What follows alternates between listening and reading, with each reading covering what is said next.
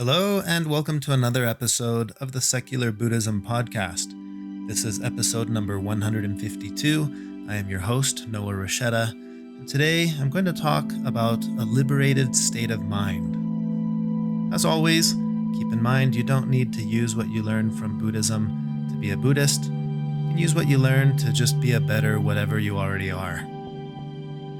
If you're interested in learning more about Buddhism, check out my book, No Nonsense Buddhism for Beginners, available on Amazon, or start out with the first 5 episodes of the podcast. You can find those first 5 episodes easily by visiting secularbuddhism.com and clicking on the Start Here link. If you're looking for a community to practice with and to interact with, consider becoming a patron by visiting secularbuddhism.com and clicking the link to join our community. Quick note about the community. As you may have noticed, it's been over a month now since I posted the last podcast episode.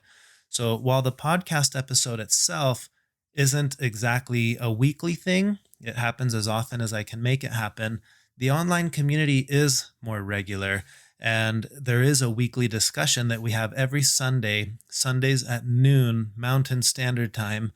We have a Zoom call and we talk about concepts and ideas very similar to the concepts that I present in the podcast.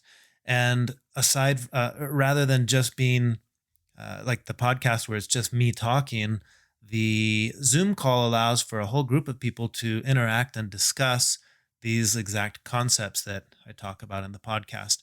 And we do this every week. So I do want to emphasize that while the podcast hasn't been as regular as it normally is, the online community is, and we are doing our weekly calls there every Sunday.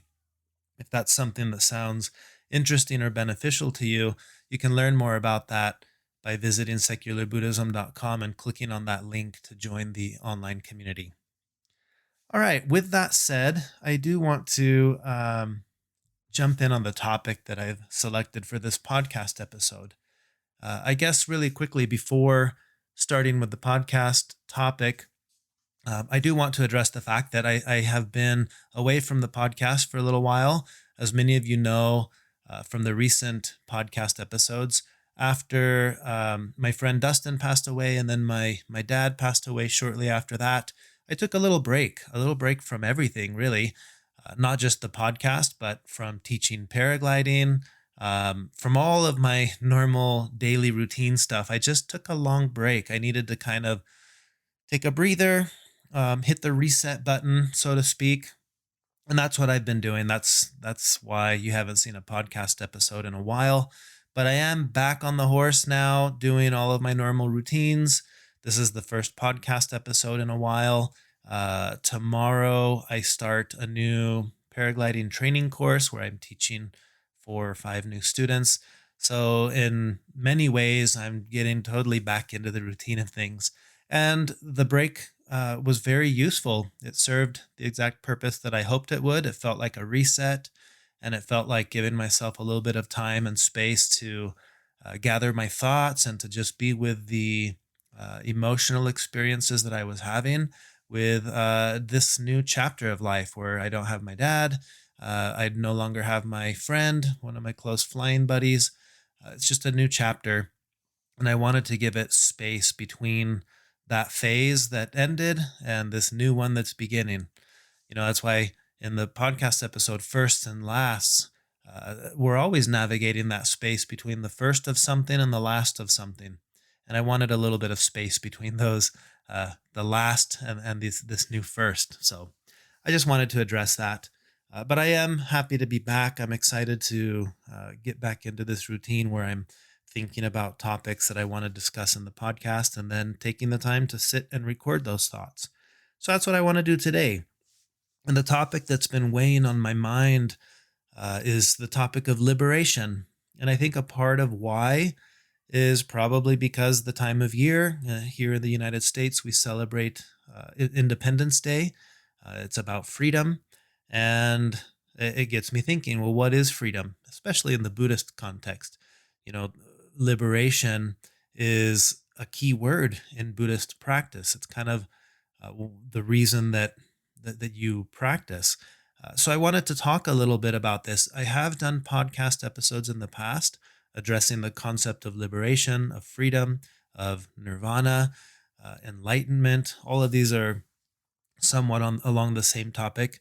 And I did a podcast episode about the three doors of liberation. I kind of want to revisit that in today's podcast episode.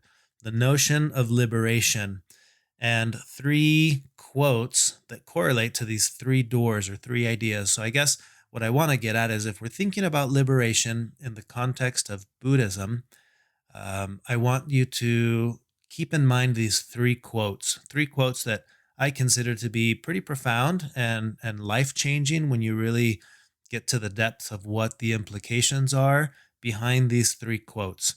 So the quotes are these. The first one is, "This is because that is."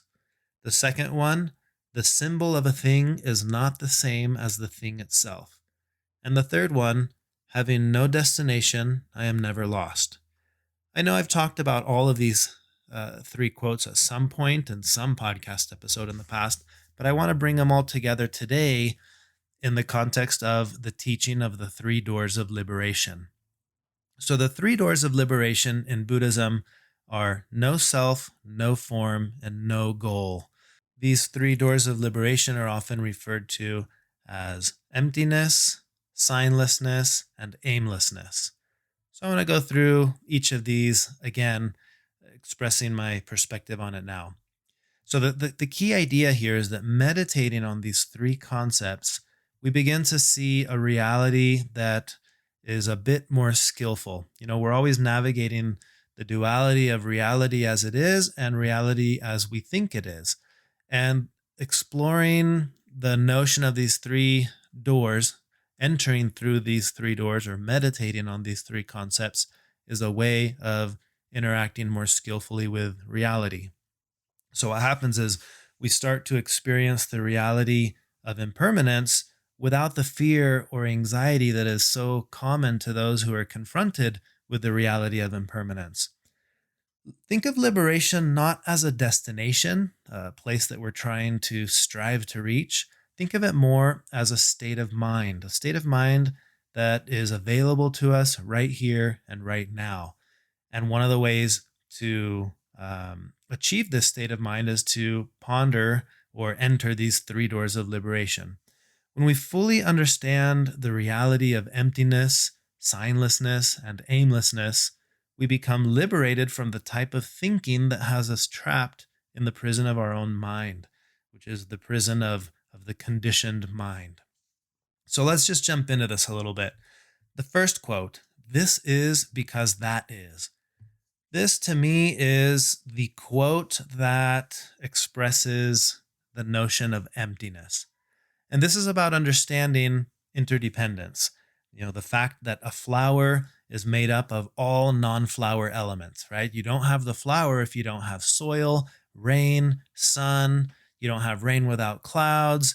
You don't have clouds without the sun causing the uneven heating of the earth's surface. And all of these non-flower elements suddenly become the reason why there is a flower.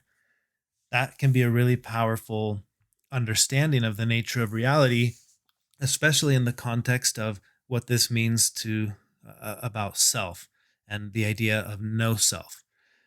So you can ask yourself, really at any given moment, who am I or what am I? And I've recently been thinking a lot about my past memories. After my dad passed away, I spent, during the stage that he was passing away, I spent quite a bit of time at home with my mom and with my brothers, and we would look through boxes of pictures, and it was fun to reminisce the memories of growing up. And we had pictures of all kinds of different memories and different places and doing different things.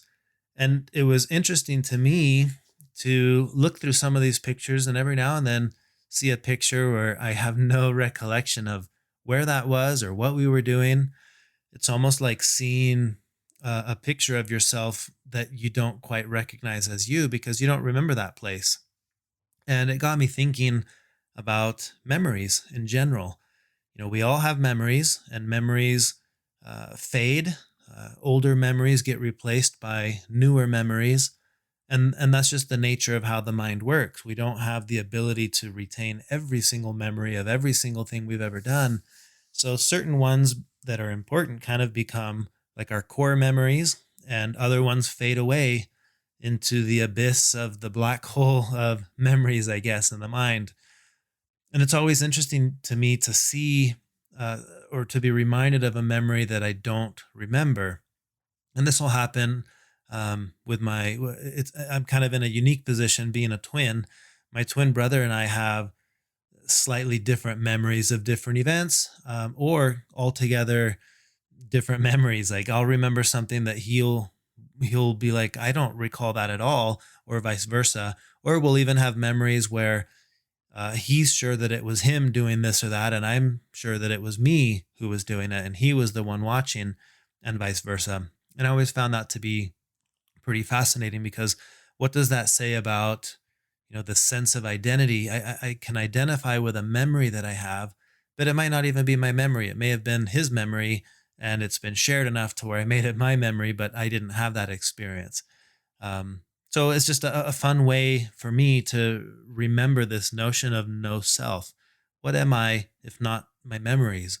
And if those memories were to go away, then who am I? So I like entertaining this question of who am I? And this, to me, reminds me of the quote that I've shared many times before, the Pablo Picasso quote, where he says, "When I was a child, my mother said to me, if you become a soldier, you will be a general. If you become a monk, you will end up as the Pope. Instead, I became a painter and wound up as Picasso."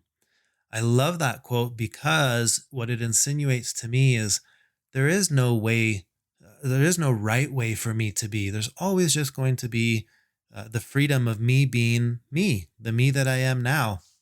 And in the same way that Pablo Picasso became the painter Pablo Picasso, it's because he was trying to be him. He wasn't trying to be something else or someone else. And there's a sense of freedom that arises, a sense of liberation that arises when we recognize this concept of no self, this concept of emptiness, that I don't have a way that I need to be, and much less a right way or a wrong way. There's just me. It's the me that I am. And for me, there's a lot of liberation in allowing myself to be the me that I am. And again, I've insinuated this in other podcast episodes, the liberation of having a healthy relationship with whatever the circumstances are that I'm in, whatever emotions I'm experiencing, whatever thoughts I'm having, all of these things, right? That is the essence of emptiness, the essence of no self. So think of emptiness in the sense that emptiness is always empty of something. So we ourselves are only empty of one thing, a separate, independent existence. That's what I'm empty of, which allows me to be full of interdependent and connection with everything that's not me, in the same way that the flower is completely empty of a separate existence from sun and rain and clouds and dirt. I am also completely empty of a separate self, but I am full of the connection to all the things that are not me. The memories that I have, instigated by other people, interactions with other people, the genetic makeup that I have that comes from other people, the societal and cultural norms that I've adopted that come from other people, the food that I eat and the water that I drink that comes from other places and other things. All of these non me elements make me the me that I am. So I'm empty of a separate, independent self. And that's emptiness. It doesn't mean I don't exist. It means I don't exist the way that sometimes it feels like I might exist, like I exist separate of everything. I don't. I exist connected to everything, and the expression "this is because that is." So that's the quote that embodies the first teaching, the first door of liberation. When I internalize this teaching that this is because that is, I can look at anything and I can ask myself, this is because that is. What is this and what is that? And I'll see causes and conditions. So this is because that is the first one. All right, so now let's jump into the next one. and that is signlessness, or also sometimes referred to as no form. And the quote that I selected that I think goes with this teaching is: the symbol of a thing is not the same as the thing itself. A symbol marks the appearance of something, its form. We recognize things based on their symbol, but we're often fooled by conflating the symbol and the thing that it symbolizes. The Buddha said, where there is a sign, there is deception. And I like this. I want to expand a little bit on this notion. Uh, an example I use often in referring to seeing something and recognizing that the something isn't the thing that we think it is, I use the analogy of the car. A car is very much a thing. And yet, if you were to take the car and disassemble it into all of its parts, you can't go and just pick out, oh, here it is, this is the car, because the car is all of it, right? It's the steering wheel and the wheels and the motor and the gas tank and the windows and the cloth on the seats that you sit on. It's all of it. And that is a crucial perspective to have to understand the idea of no form. Another example that's used often is the example of a cloud. If you look at a cloud long enough, you perceive this thing that becomes cloud. Cloud is the symbol, the idea that we give it, the label that we give it. That is the symbol. But the cloud isn't something that's there and then it's gone. The symbol can be gone, right? If you look at a cloud long enough and it slowly dissipates, the cloud is gone. The symbol is what's gone, but the thing behind it, the symbol and the thing are not the same, is not gone. The cloud turns into mist, it can turn into rain, it can evaporate. It can be a lot of things, but it's not ever gone. It's only changed into a new form. And that is a very powerful reality perspective on reality, that a cloud isn't really gone, it's only changed. And when we see things in this perspective, the way we see a cloud, the way you look at a flower, the way you look at, um, you start to see the cloud in everything. That cloud that turned into rain is now watering the flower, and that flower is being pollinated by the bees and or eaten by the goat and whatever it is, right? Like all of these things are now connected to that cloud, but the symbol of the cloud was not the same thing as the cloud itself. The label and the thing that we label, those are two different things. So I think that's another very important thing to keep in mind. To me, recognizing that form changes, but nothing is lost. That is the essence of the teaching of the second door of liberation, which is no form or signlessness. There is no sign. There's only the thing. It's like recognizing there is no symbol. There's what is being symbolized, and they're not the same thing. Okay, so that's the second door. The third door is aimlessness or no goal. And this is where I used the quote, having no destination, I am never lost. What is the object of your pursuit? For many people, we pursue happiness, but this is the key teaching here. What if there is no object of pursuit? What if there is no aim for anything? Well, at once you would be liberated and free to simply experience everything life is throwing at you just as it is in the moment. I often think of life as my opportunity to experience everything, almost like I'm playing a game of bingo, or where you have those cards in front of you, and when a certain when the number's called, you put a chip or something on there. You're like, okay, I got that one, but it's not numbers, it's experiences. So imagine this card placed in front of you with an infinite number of scenarios, and one little square might say, um, feel sorrow. Another one might say, experience a flat tire on the road. Another one might say, experience the joy of becoming a parent. Whatever it is, right? These are the experiences that as they arise, I can put my little chip on the bingo card and be like, oh, okay, I've experienced that now. I actually like to see my life in that lens. And this makes it so that any experience that arises, whether it's pleasant or unpleasant, I almost have a sense of joy that co-arises with it. So like, okay, I've experienced that now. And I felt that recently with, with the strong emotions that I was feeling when my dad passed away and when my friend unexpectedly passed away. It's like, okay, wow, this is extremely difficult. I'm feeling very strong emotions, but a part of me is saying, but that's what life is, right? It's crossing off, okay, well, I've experienced that now.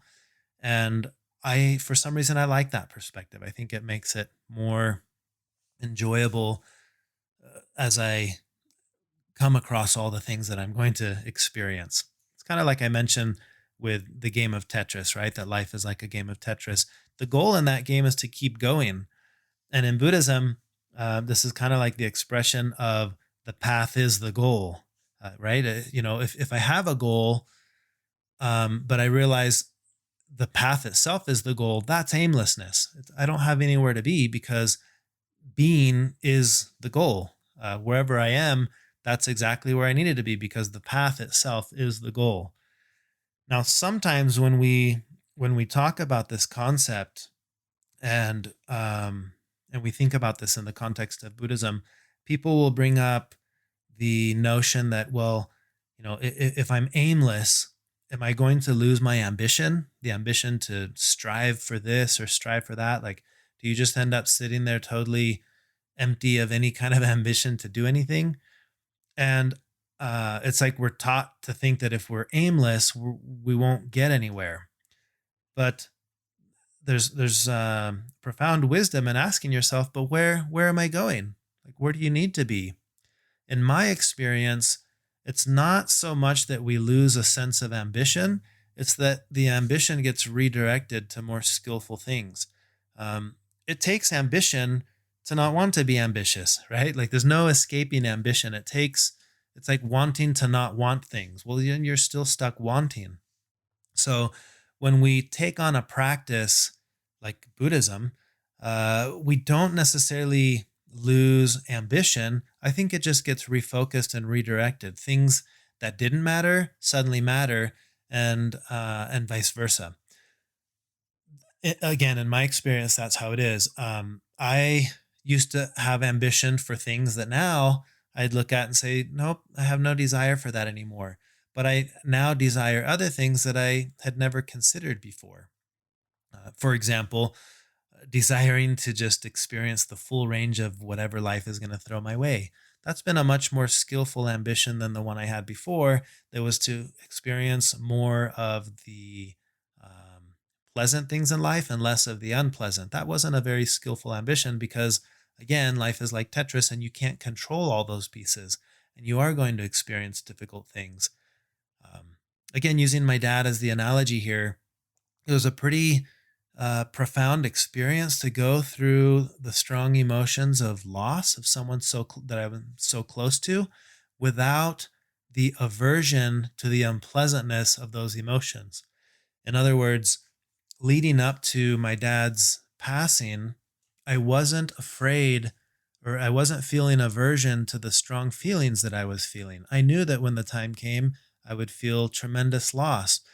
I knew that I was going to feel strong emotions and cry. And that was fine. I was totally okay with whatever I was going to feel. Where before, I think I would have had a hint of aversion towards these things. I don't want to feel sad. I don't want to cry in front of people. I don't want and that only makes it worse. So, again, this notion of aimlessness in that context is that there's no way that I need to be. I don't need to look strong. I can look weak and just cry my eyes out. And that's totally fine because that's what I'm feeling right now. There's a huge sense of liberation that arises with that perspective. Whatever it is I'm experiencing, that's what I'm experiencing. And there's no clinging to one thing and aversion from the other. It's like, nope, I'm just allowing myself to experience all of it.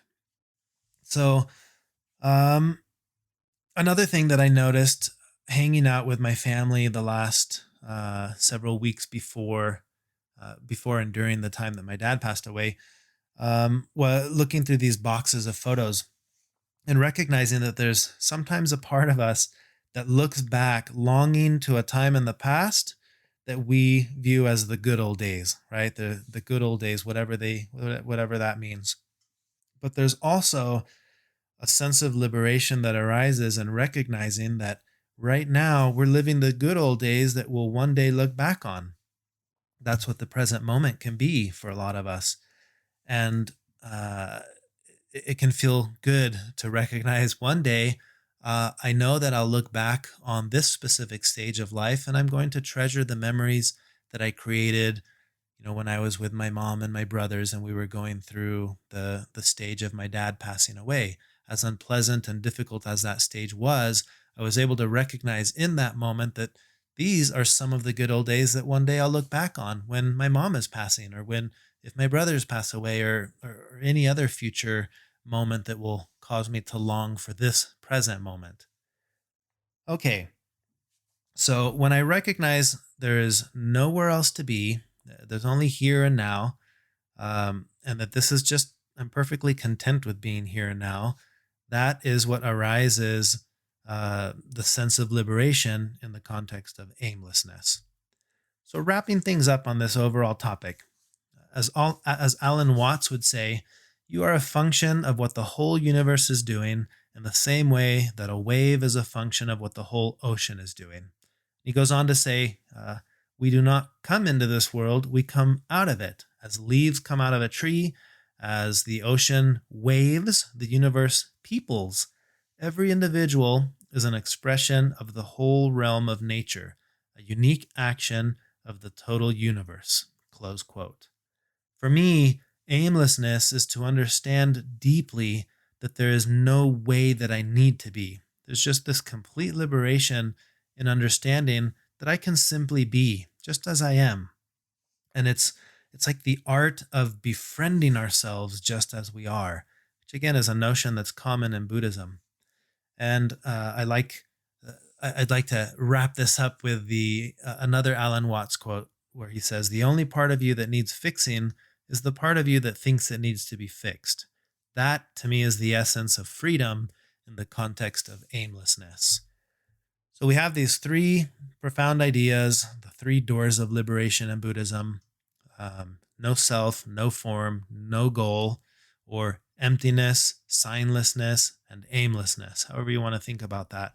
Or think of the quotes: "This is because that is." The other one is, "The symbol of a thing is not the same as the thing itself." And the last one, "Having no destination, I am never lost."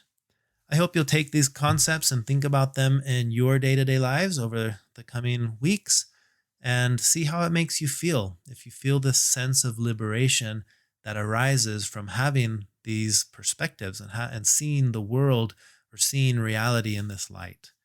I'm glad to be back. I'm looking forward to exploring more topics and concepts and sharing them here on the podcast. And I want to thank you all for your patience and giving me space over the last several weeks and months as I've been going through the notions and the processes, the ups and downs of dealing with the Tetris pieces that life is throwing my way, and the ones that I've recently put them into their places on the Tetris game so that I can keep going. I'm very grateful to be living the life that I'm living and to have the connections and the friendships that I have. And several of you who have reached out over the years, who have been podcast listeners, have become friends of mine. And I'm grateful for each of you. You all know who you are. Thanks again for everything. And we'll connect again. See you next time. And have a great week.